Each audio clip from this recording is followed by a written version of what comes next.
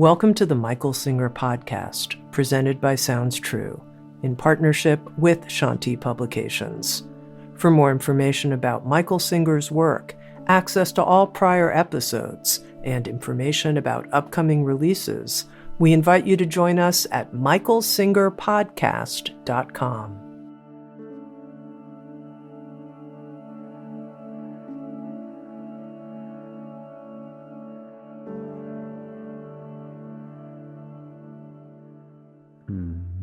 Jai Masters.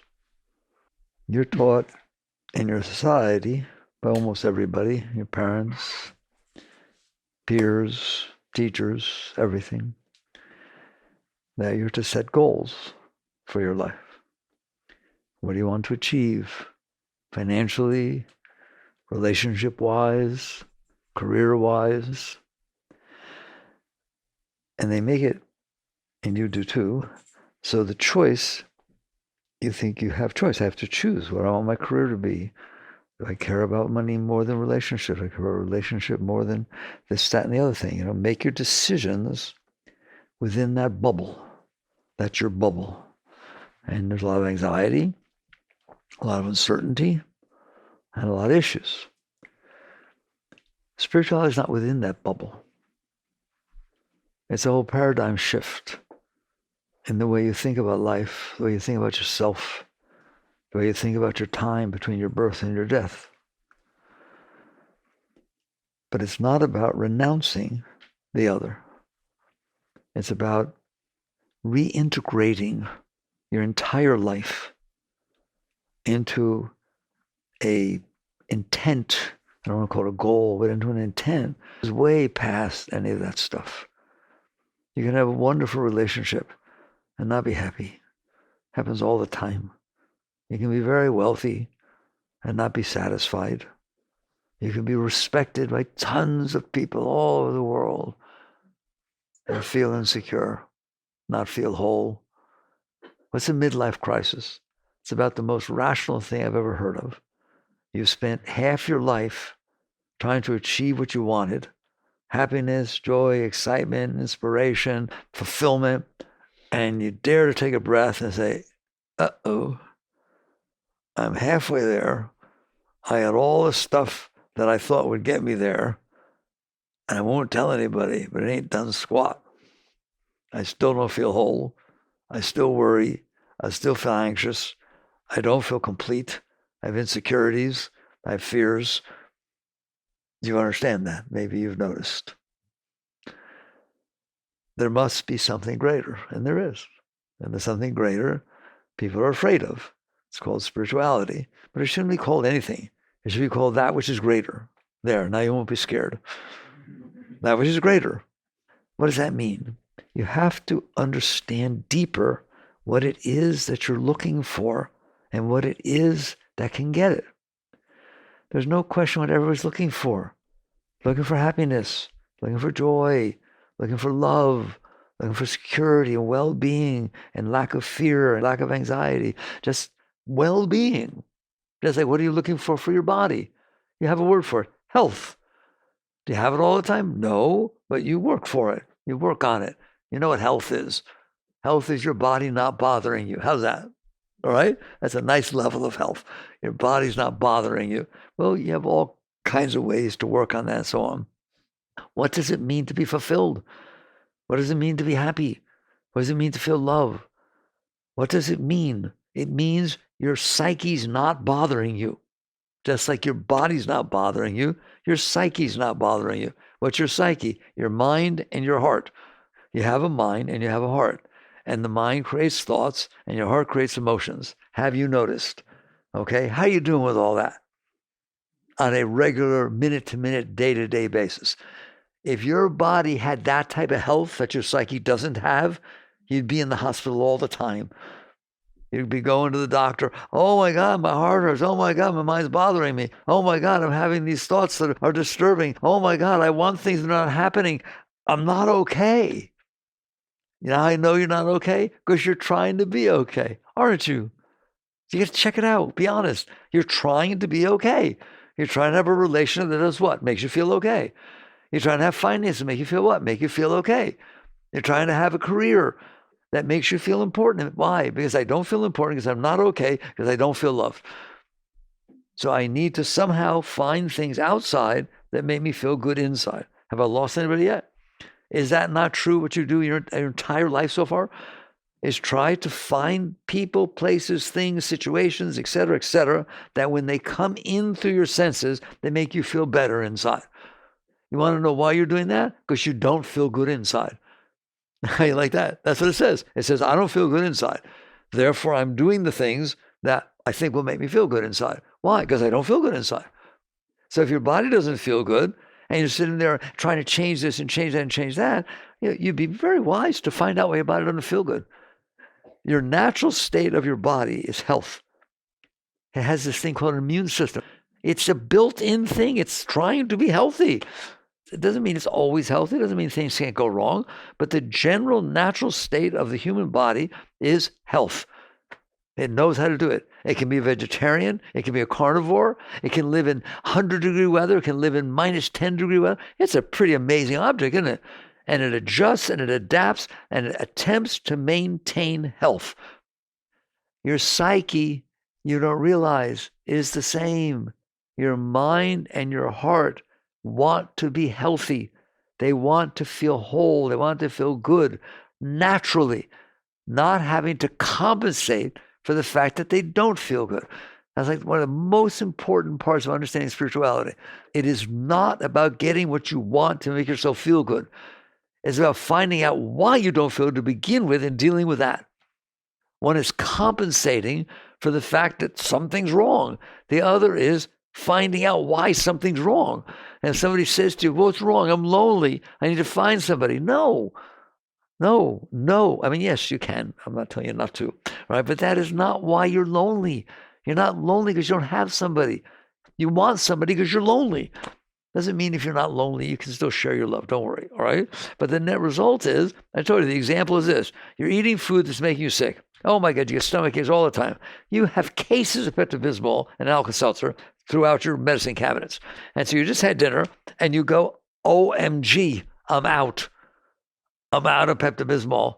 You're running around the house trying to find this. And so the friend comes in and says, what's wrong?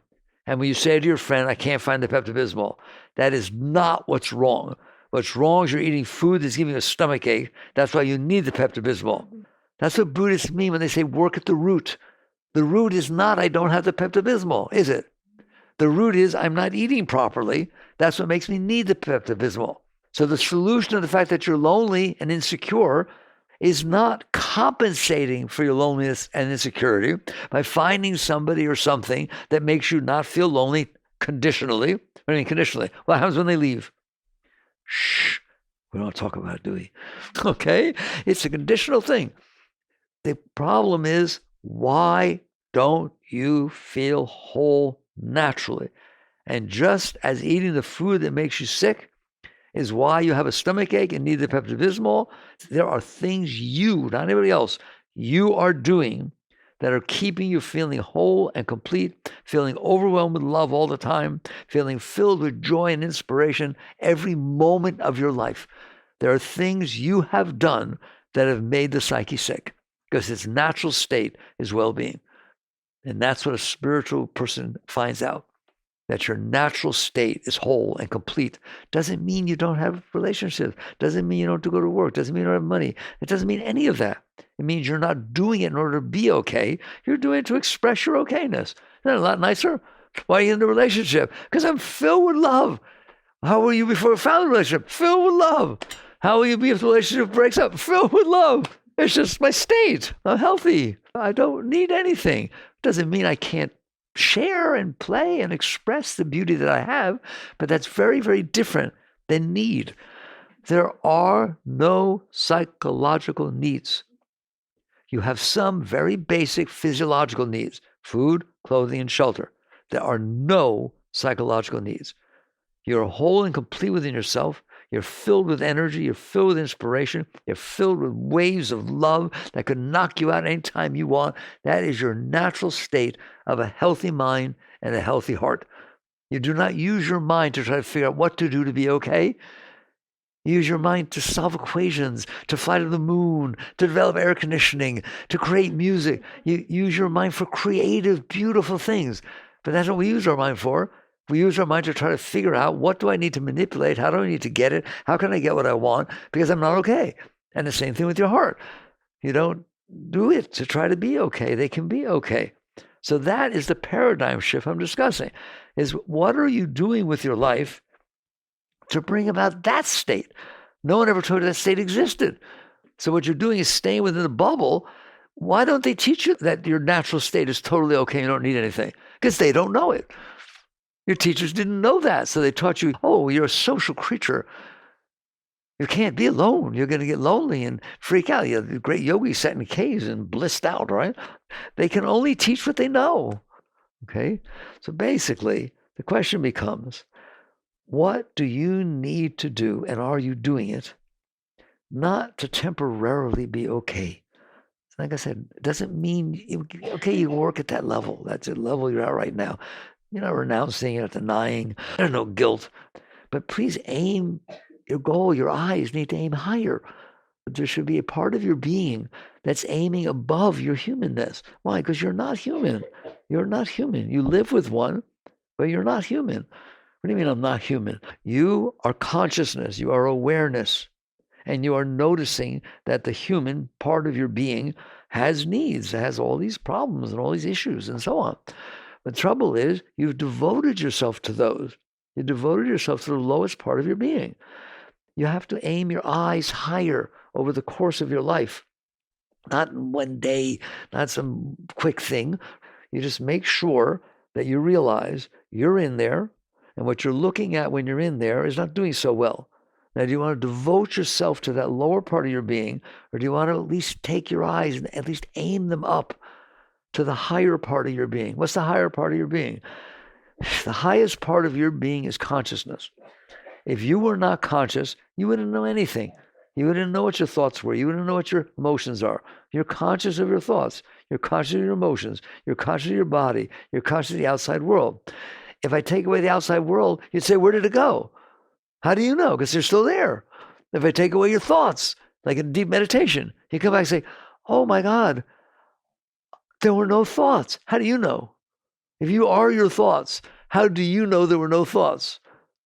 Oh my God, I felt all this energy and spirit rushing up inside of me. It was so beautiful. How do you know? Because you're conscious. Do you dream at night? Go there, have a dream. Let's get this down to begin with. Solid line, right? You go to sleep, you have a dream, you go flying, you flew in the dream, you here, you went there, you travel around the world, you did all kinds of stuff, right? Had 16 children and 3 husbands and wives. And then you wake up and you turn to the person next to you or call somebody, say, oh my God, I had this unbelievable dream last night. Ready? They want to analyze the dream. I don't want to analyze the dream. I want to ask you, how do you know? How do I know what? How do you know you had the dream? Because you were there, weren't you? Because you're conscious. You're conscious when you're fast asleep. You're conscious when you're dreaming. What are you conscious of? Your dream. What are you conscious of when you're awake? The outside world. Your feeling of your body, your thoughts, your emotions. Go to sleep, same consciousness, isn't it? Use the word I. I had this dream. I was flying. Well, who's talking now? I am. You said you were flying. I'm confused. That's right. It's the same you. There's just one consciousness. All right? It's so beautiful. In the Yoga Sutras of Patanjali, he raises a very interesting question. When you go to sleep, you have dreams. Is there such a thing as a dreamless state? Well, of course, psychology, everybody teaches there's dreamless states, not the rapid eye movement, whatever it is. Okay? Well, I don't understand. What happened in a dreamless state? You come back, and you have said this in your life. You hear me? You said, oh my God, I didn't have any dreams last night. How do you know? How do you know? Because you're in there. Patanjali says the following. He says, when you go into the deep dreamless state, you're not conscious. You're conscious of nothing. You're conscious that nothing was there. You wake up and say that to people. I went so deep, I didn't have any dreams. It was so peaceful. I can't believe you talk like that and you don't realize how spiritual that is. Who's saying this? Who had that experience? And you realize it's the same you who went into the dreamless state and had that experience as the you who went to deep meditation and said, oh my God, I went to a state there were no thoughts. First time I left, there were no thoughts. As you who wakes up and looks outside and says, oh, you're still here. There's just one consciousness and you're it all the time. Now I'm not going any further till I see whether you understand that. If you understand that, you understand more than 99% of the people who walk the face of the earth. Why? Aren't they conscious? They are so conscious of what they're conscious of that they don't pay attention that they're conscious. They don't pay attention to what is the source of consciousness. The essence of spirituality is what I just said. Now you know you're conscious. Wouldn't it be fun to find out, whoa, where are you in there looking out? Where? You look down at your thoughts. You realize that. Someday you'll understand. You look down at your thoughts. You look down at your emotions. You look down at your body. You look down at the world. And if you go deep into sleep, you have dropped the body. It's not there. It's there, but you're not paying attention to it. Your consciousness is not being distracted by the body. So therefore, it resides deeper inside. If you go deep and deep in meditation, you'll see where my hands are. That's where you go. You go behind. You go back. Like if you're sitting here looking at your thoughts, you do look at your thoughts, don't you? Okay. Where are you watching them from? If I watch a waterfall, I'm standing here, there's a waterfall. If I watch you get up and go out, I'm standing here watching you go out. So you're sitting in a place looking at something. Have you ever thought where that place is? Not what you're looking at, where you're looking from. That's meditation. That's yoga. That's spirituality. What is the source of consciousness? Not just where is it, where you look from. Then eventually you go deep enough. Well, what's the source? Where'd consciousness come from? That is the essence of the deepest spiritual question that could ever be asked. The fun part about it is, it's not about a belief. Do you believe you're conscious? No, I don't believe I'm conscious. I know I'm conscious. You're aware. You're a conscious being. So eventually you get to a point, going back to what I said, what are you doing with your life? Well, now we've talked about something a little bit deeper than getting some temporary Alka-Seltzer or some temporary Pepsi-Bismol. You've sat there and said, I wonder who I am. Where did I come from? What is consciousness? Because it is the essence of my being. If I turn off consciousness, there's no more discussion. Is anything else going on? How do you know? You don't even know to know. You don't even know to ask. You're not conscious. If I take any object of consciousness away, you're aware it went away. She gets up and walks out. I see that. She comes back. I see that. I'm aware of that. Turn off my awareness. I don't know squat. The essence of your being is awareness. Have you ever contemplated where that is? Where do you see from? And where did it come from? So this is where the great ones, and you are a great being, aim their life to questions that are very, very deep, to pursuits that turns out that if you were to find out, let's start little by little. If you find out that you're in there, which of course you're in there. I've never asked anybody, are you in there? And they said no. How do you know I asked? How are you answering? You're obviously in there. Who is in there? What are you doing in there? What's it like in there? You don't want to answer, do you? Right? You know what your answer is? Same for everybody. Sometimes it's really, really nice. And sometimes I can't handle it. It's not nice in here. It's so caustic in here. It's so disturbing in here. So who is experiencing this? How is that all happening like that? Those become the meaning of your life. Asking deep pursuits. They're deeper than the other. Why? If you find out where you are in there, just that part, from where do you look down at your thoughts? Like, have you ever had your thoughts bother you? First, how do you know they're bothering you? Because I'm the one in here being bothered. Notice English language. Thoughts are bothering you. Notice the you is not the subject, it's an object. Who's that you? Okay? My thoughts are bothering me. Whose? My is a possessive pronoun. Yes or no? Right? You just say it. You don't even think about it. My thoughts are bothering me. Who's the my? Not the thoughts. They're the object of that sentence. Who is the subject? And you've basically, if you can get back to the subject, and you can, that's not even that difficult. We'll talk about it. You get back to, it's called witness consciousness. That's what nowadays they call mindfulness. It's a funny word because what it really means is getting out of your mind. But in any event, all right, it's witness consciousness. Krishnamurti called it objective observation. What does that mean?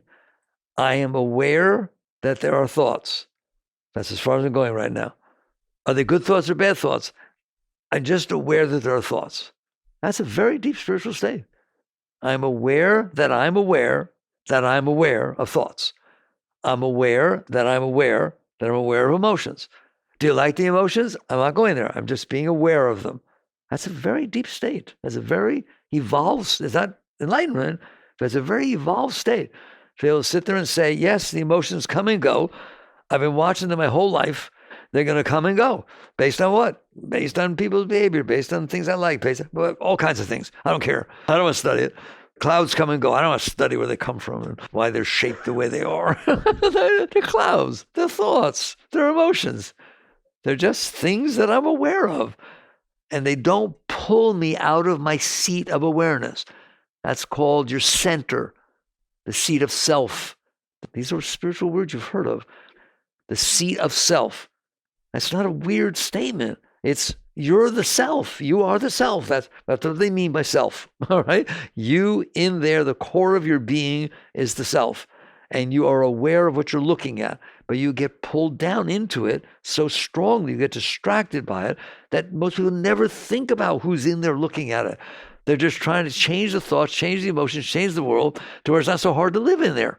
Well, you will get to a point, you will, if you listen, you will get to a point in your life where you're able to sit back there, actually effortlessly, and have thoughts and emotions be created, and you're aware of them. You're not aware of them, but that's all. You're aware of them. My God, you're aware of cars that drive by. You're aware of trees you drive by. You're aware of white lines that drive by. Look how high you are. I haven't calculated it, but I would estimate that 98 to 99% of every single thing that came in through your senses over the course of your life, you were in that state. You're just, oh, you have white lines, dogs, this, that, cat. You're just aware of them. You didn't do anything about them. Oh my God, where'd that dog come from? He's just running in front of me. I don't care. It didn't distract me enough to have to come down out of this seat of peace, this seat of well-being in order to deal with a stupid thing. It's just life flowing by. But then all of a sudden a car drives by. That's what I do in Untethered Soul. A car drives by and it looks like your girlfriend or boyfriend is cozy up next to the driver. Guess what? That one pulls you down. It's just a car. You pass thousands of them all the time. Why did that one pull you down? Well, we'll have that discussion, okay? But it does, doesn't it? So now you've left the seat of consciousness. The seat of consciousness. Are you conscious? Yes. But you're conscious of that. You're conscious of jealousy. You're conscious of insecurity. Just wait till he comes home and find out what's going on. Blah, blah, blah, blah, blah. Okay? So it pulls you down into it. Pulls who down? You, the consciousness. Do you leave the seat of consciousness? No. I'm sitting here looking at that picture. Did I leave the seat where I sit? No, because consciousness, like light, that's what they call it, the light of consciousness. It's more like a beam of consciousness. It can sit right there and be aware of something at a distance without moving. Okay? That's what you're doing inside.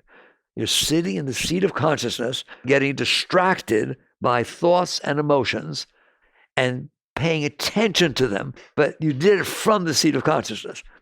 You do not leave the seat of consciousness. But your awareness, the center of your awareness, is now on the picture, is now on the thought. I can stare at that picture enough to where you all go away. If I was a great concentrating, I'm not. But if I was, right, theoretically, I could stare at that picture enough to where you guys are not here, right or wrong. You could put your hand in front of you, stare at it so total. Oh, that line's a lifeline. And look how short it is. Oh my God, what was that one about? To where there's nothing in my world but that hand. Because your world is made up of what you're conscious of. It's not made up of the world. You don't see much of the world ever. Okay? It's just what you're conscious of. So you have the ability to focus your consciousness down to an object and then get lost in that object to where the rest doesn't even exist. You do it all the time with thoughts and emotions. Ever get lost in your thoughts? Ever have an emotion so strong that you can't stop it? It completely takes you over. You lay in bed all the time and cry. You got lost in the emotion. You're still back here.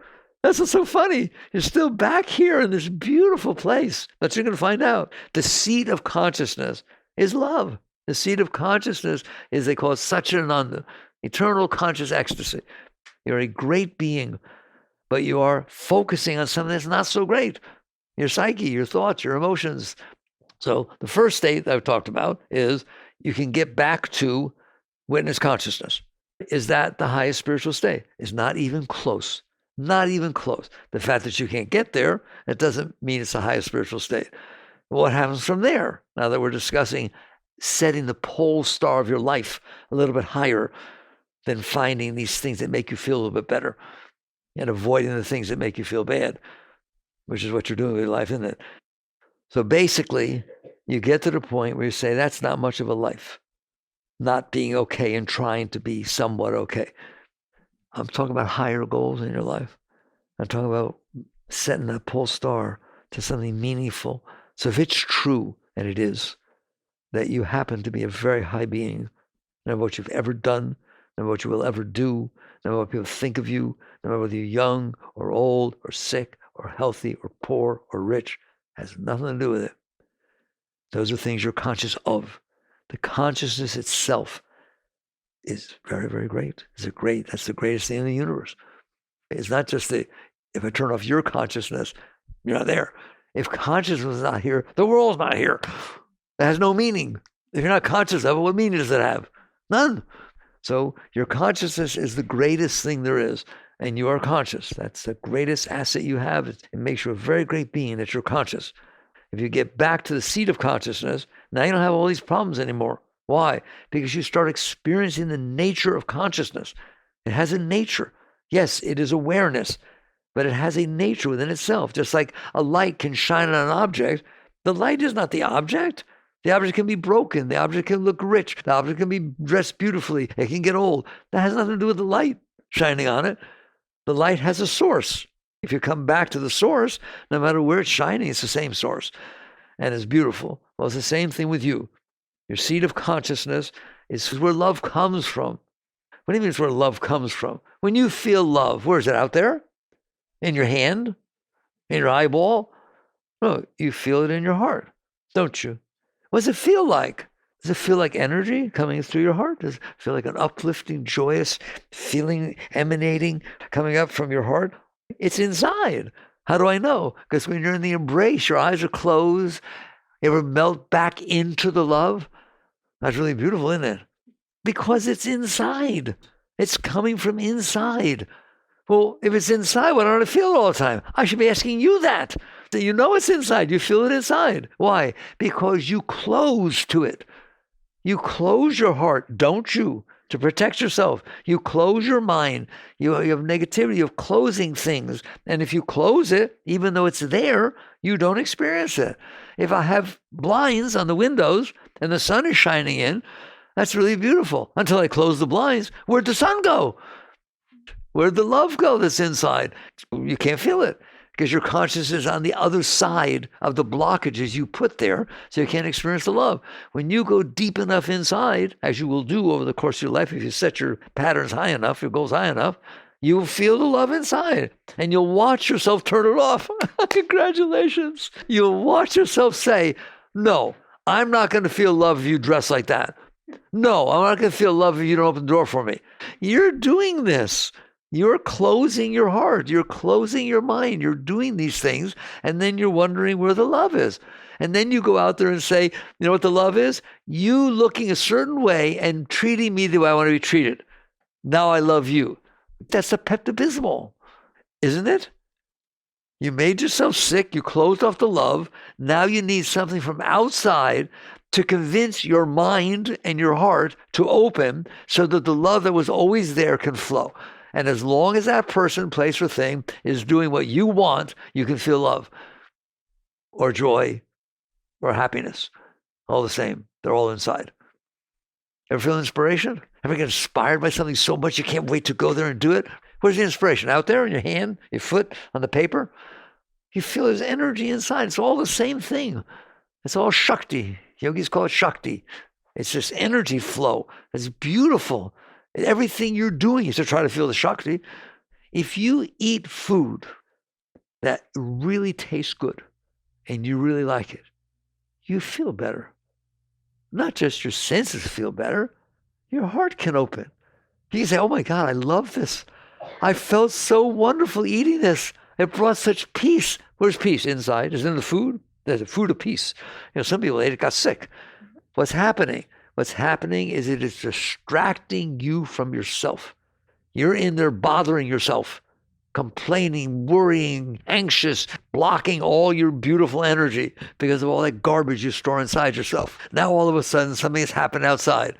Food, music, sound, they distract you. They can distract your consciousness from focusing on yourself. And what happens? You feel the Shakti. You can melt into music. You can melt into an embrace.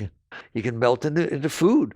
You can melt into smells. Oh my God, we have all these scents. We make them. Oh. Right or wrong, doesn't it? You say, oh my God, it feels so much better because you smelled something. The other person next to you said, get that perfume out of here. It's making me sick. And you're melting. So what's happening is that the particular scent, the particular touch, every kind of stuff, it pulls your consciousness down to that. Therefore, you're not focused on the garbage going on inside your psyche. You need it. Okay. Now you understand what's going on? You're in there. You're a very great being. Your consciousness. What you've done over the course of your life is have experiences that when they came in, turned you on or turned you off. They felt good, they felt bad. They brought peace, they brought fear. Okay? Why? Well, be Buddhist, because everything has its nature. A rattlesnake in front of you rattling, when it comes in, does not feel the same, not physical feel, but vibrationally, does not feel the same as a butterfly flying around and landing on your arm. Does it? That is not something you're doing. Everything has its nature. Everything emanates its vibration. Okay? When it comes in and it's not a nice vibration, what do? You try to push it away. You try to not. This is the essence of everything I've learned in 52 years of doing this stuff, right? It's not comfortable. Well, if I'm sitting in a chair, it's not comfortable, I get up. If I'm around you and I don't feel good, I leave. What do you do if something came in? The rattlesnake didn't come in. The vibration came in. But I don't want to feel it. Obviously, you're feeling it or you wouldn't not want to feel it. There's nothing you're going to do about the fact that you're now experiencing this. Yes, there is. What? I can push it away. I can use will, which is the power of consciousness. I can use will to push it away so I don't have to experience it, even though I experienced it. I don't have to fully experience it. How's that? I can marginalize the experience by keeping it at a distance from my consciousness. There. That's the second most important thing I've taught you. Do you understand that? Do you do that? Do you do that? Freud had a name for that. Suppression, repression, denial. Those are what we're talking about, isn't it? But we don't have to go down to that. You do it because it's too hot out. You do it because the driver in front of you is not driving the speed you want them to drive. Or they didn't use their blinker. Nice blinker, buddy. You push things away. You don't want to experience them. What happens when you push them away? This is, again, most important spiritual thing you'll ever learn. When you push it away, it does not dissipate. It does not. It gets stored. Where? In your heart, in your mind. It literally gets, a yogi understands, it gets stored in your Shakti flow. You have literally pushed this on top of that beautiful energy that is your natural state. And now all of a sudden you don't feel so good. And then it doesn't stay down there, does it? It keeps coming back up in your dreams. It keeps coming back up if somebody says something. It comes back up if you have a thought. Can you have a thought that makes you feel bad? Not an event, just a thought. Think about something that happened before that you didn't like, that you pushed away, but it comes back up because you thought about it. Or somebody said something. This is teaching you what's happening. What's happening is you stored this garbage. It is there. It needs to come back up. It's trying to, and you keep pushing it back down. That's why you don't feel love all the time. That's why you get so distracted and have to control things, because you have all this garbage down there. You don't want it coming back up. That's why you like some people and don't like being around other people. That's why you like this and don't like that, because you have past experiences and you stored not just bad things. When something happens that you're really nice, see, the deep teachings nobody wants to hear, and I don't like saying them. Do you understand that things you really, really like screw up your life as bad as the ones that you don't like? What do you mean? Oh my God, you're so beautiful. Just being around you. I've never felt so much love in my entire life. I want to be around you all the time. There, experience comes in. It could be a car. Give me a dog. Give me anything, not just a person. Experience comes in. Do you want to let it go through? No. I want to cling to it. That's a Buddhist word. I want it to stay. The other one I didn't even want to have come in. This one, I'm glad it came in, but I don't want it to go away. Don't go away. Come back. You said you love me. I don't know what to do. Oh my God, when will you be back? At what time? I'm watching my watch. Well, what are you doing during the 3 hours? Watching my watch. Missing the rest of life? There's still life unfolding in front of you exactly as it was before you met this guy or gal. But you don't see it. I only have eyes for you. And you think that's romantic. It means you missed the rest of your life. Maybe there were better things going on during that time. How will you ever know? What you did was cling to this experience and say, I want it to happen again and again and again. I don't ever want it to stop. Go have the best meal you ever had for rest ever in your entire life. Do you want it again? Will you compare every other meal that you eat from then on against that? It ruined you because now you can't have new experiences. They're all relative to the one you held on to. Okay? There's a higher life than this. And you're going to find out that the stuff let's not worry about what you cling to. I hope you have nice experiences, right? But worry about those later. When you're done with your bad experiences, of storing them, you can worry about letting go of your good ones. I can't help myself.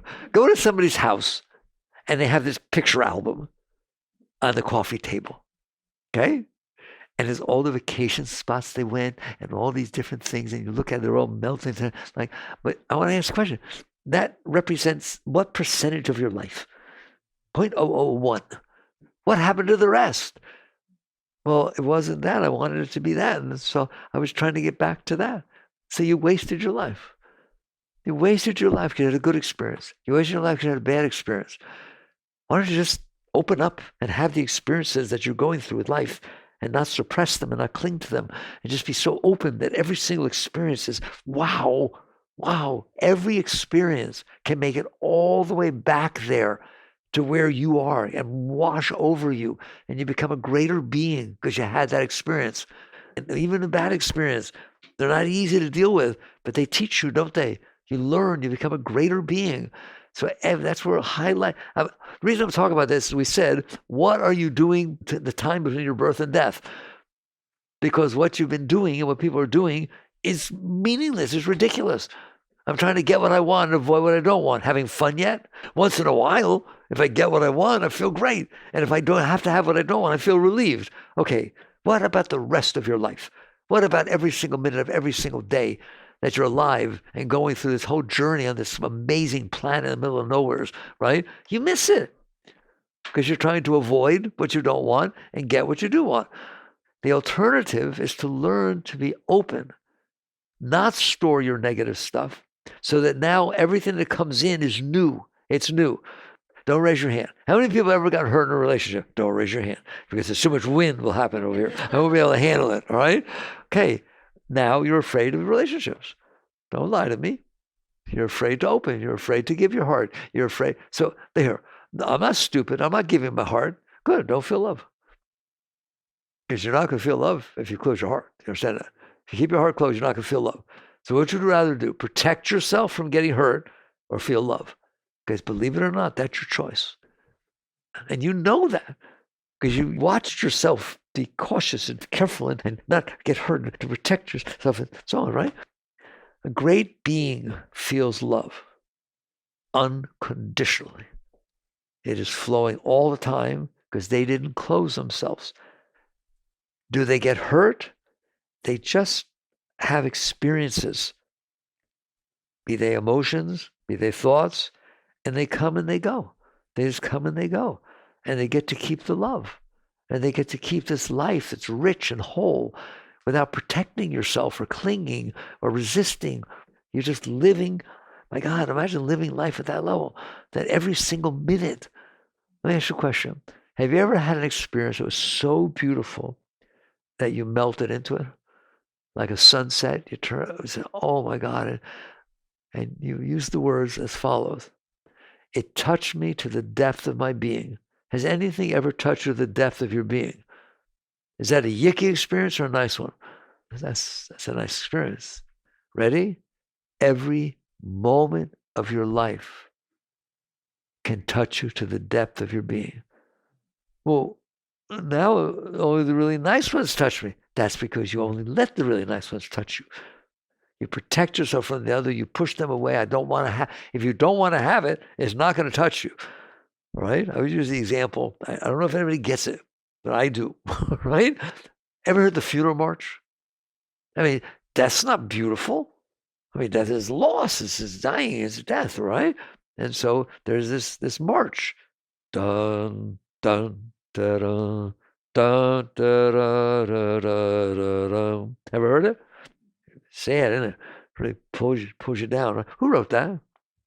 Chopin, one of our greatest composers, caught the emotion of death, of that dark feeling of loss, right? And put it into music so it could be shared. It's beautiful, but it doesn't feel like the rites of spring. It isn't the rites of spring. It's the funeral march. It's part of life. Are you willing to feel that feeling completely to the depth of your being? Then death is not ugly. It's an experience that we humans get to have. But what if somebody you really love dies? You feel loss. You feel sorrow. You feel heaviness in your heart. That's completely natural. Are you willing to feel that? Are you willing to experience the not get into it, let it flow over. And were you willing to let it touch you to the depth of your being? No. Okay, miss that part of life. You are capable. It doesn't mean you're smiling and giggling because someone you love died. That's not what it's talking. I'm talking deep to you guys tonight here. It's not what it's talking about. It's talking about, are you willing to let life, with all of its richness and all of its experiences, flow over the core of your being and let it touch you to the depth of your being so that you become a knower of death, you become a knower of joy, you become a knower of love. It's completely part of you and you have no fear about it. There's no reason to resist it. It's just an experience in life. So you are capable of reaching that state. How? By not resisting, by learning how to be open, by setting the goal of your life to live in ecstasy and totally experience if you go to Disney World and you're afraid of the rides, you're not going to have the experience. If you're afraid of who might sit in the ride next to you, I wanted to sit next to her and not him, you're not going to have a very nice experience, are you? Well, that's what you're doing down here, isn't it? You're sitting there limiting the times you can be okay by the ones that match what you decided you wanted based upon your past experiences. So you start setting your goals higher than that. You're not ready to do it right now. Are you ready to set the goal higher, right? But you're not going to go there just because we're talking about it. But at least don't sit there and say, I want a relation, I want 2.5 children. That's the average, 2.5. I never saw the half. I don't want to see the half. And I want this kind of car, and I want to live in a house of this size, and I want that, and I want that. And when I get older, I don't ever want to go to a nursing home. How old are you? 15. And you're thinking about a nursing home at 15. Yeah, I ain't going to a nursing home, right? My children, I'll tell you what, I have 2 boys and a girl, and basically they're going to be rich, and they're going to take care of me, and I won't ever go to a nursing home. Hello, you have now screwed up your life and their life by sitting there saying, I'm not okay, and I'm having kids to make me be okay. I'm not a great being. I'm filled with love and joy, and we shared our love, and these beautiful flowers came out there with the expression of the love, and who cares whether they go to school or what they do? It's none of my business. I'll guide them, I'll give them, right? But they're individual souls, and they get to blossom in their own way. Wouldn't you like that verse like that?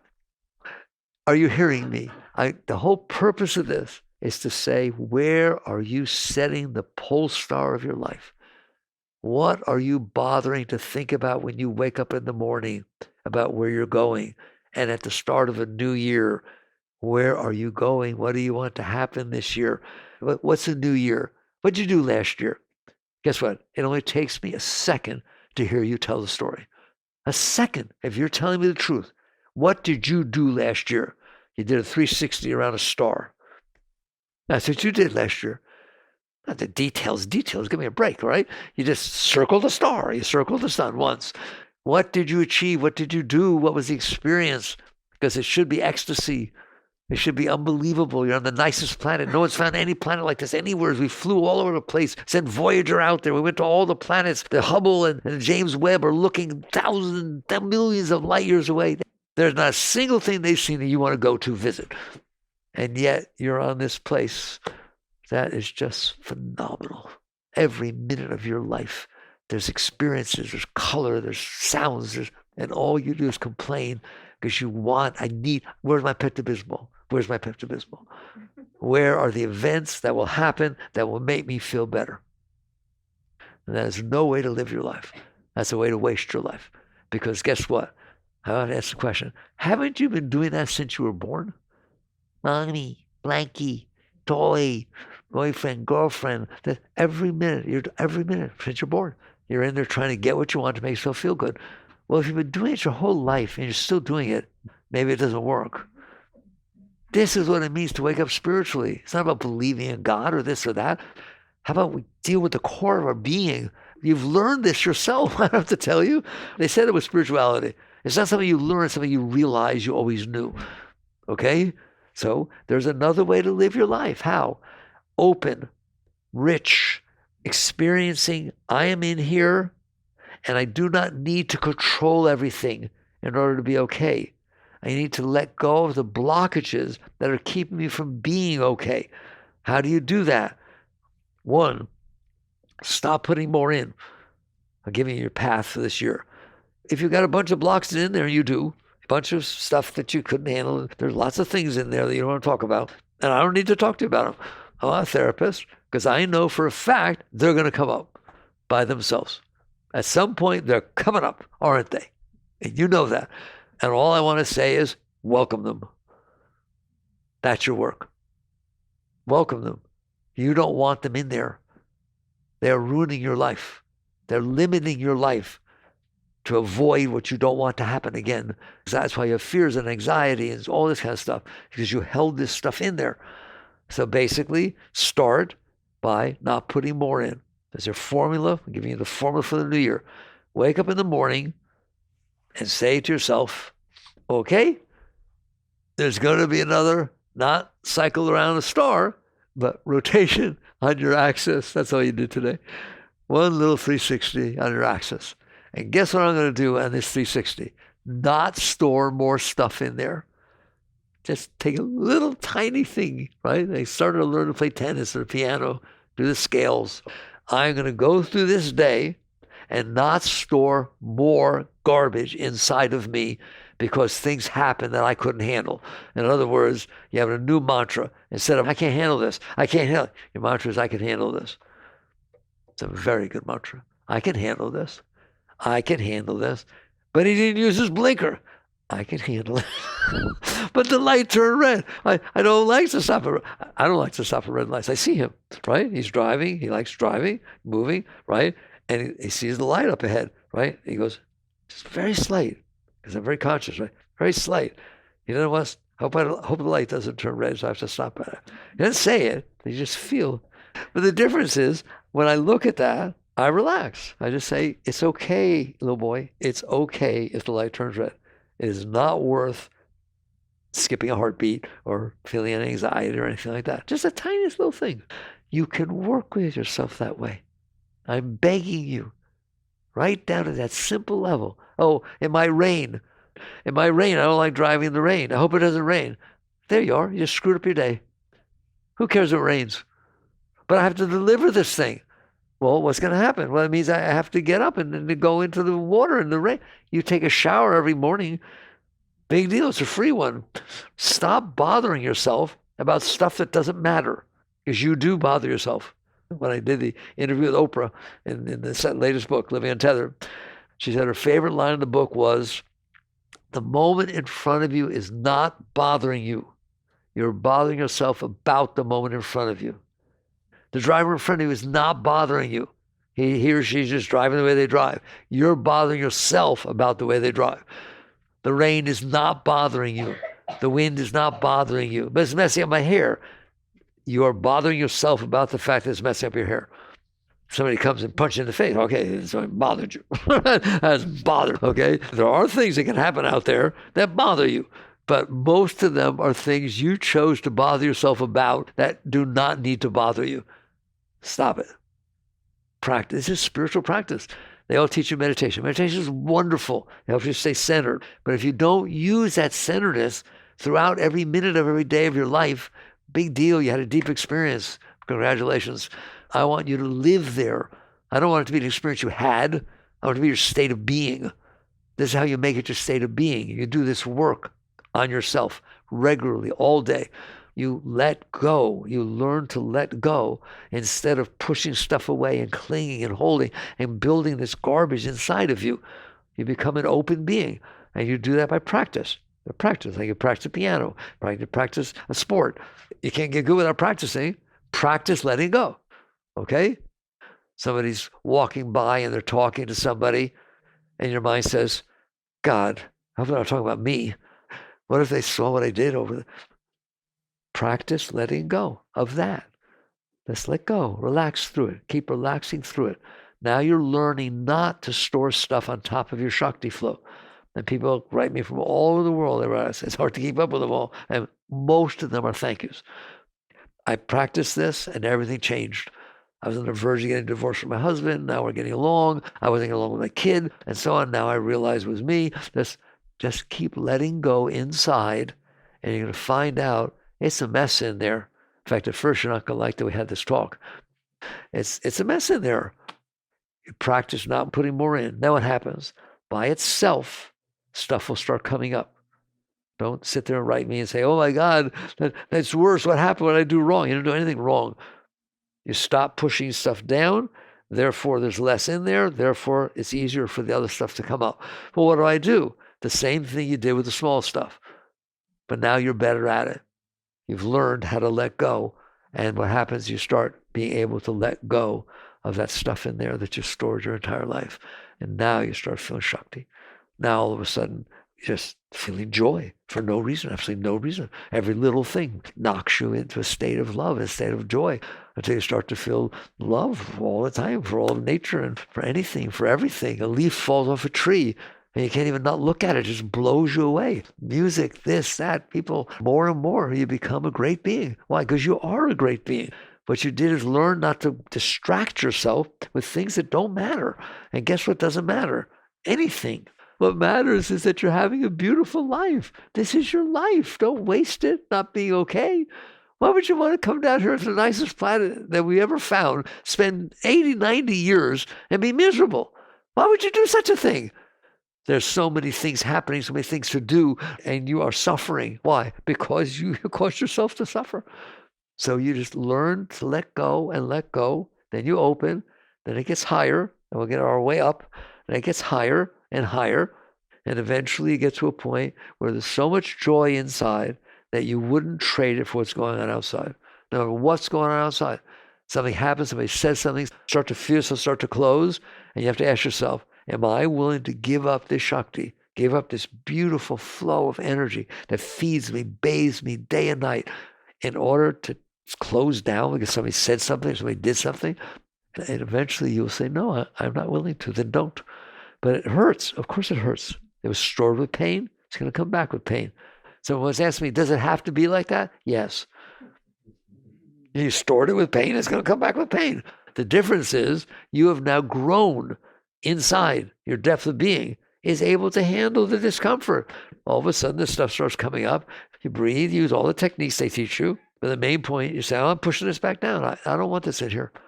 And you can let every single thing that's in there go, period. What if I need help? Then get help. I'm not telling you how to go about it. I'm just telling you there is an it, okay? And all I wanted to talk to be about, not techniques, I wanted to be about where you set the pole star of your life.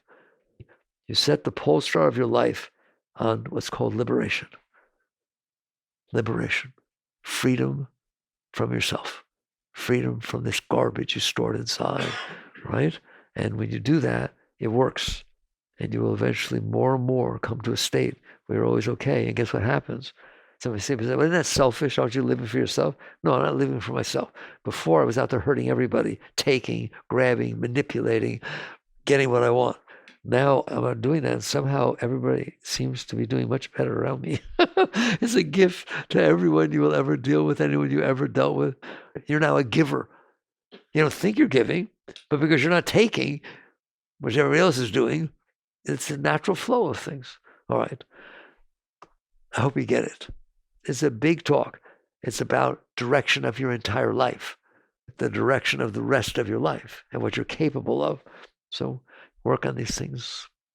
Jagrative.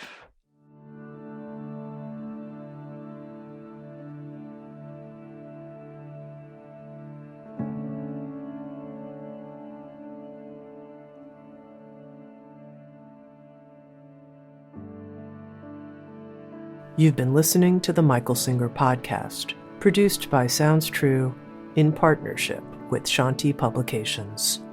For more information on Michael's body of work and all back episodes, please join us at michaelsingerpodcast.com. Thanks so much for listening. Sounds True, waking up the world.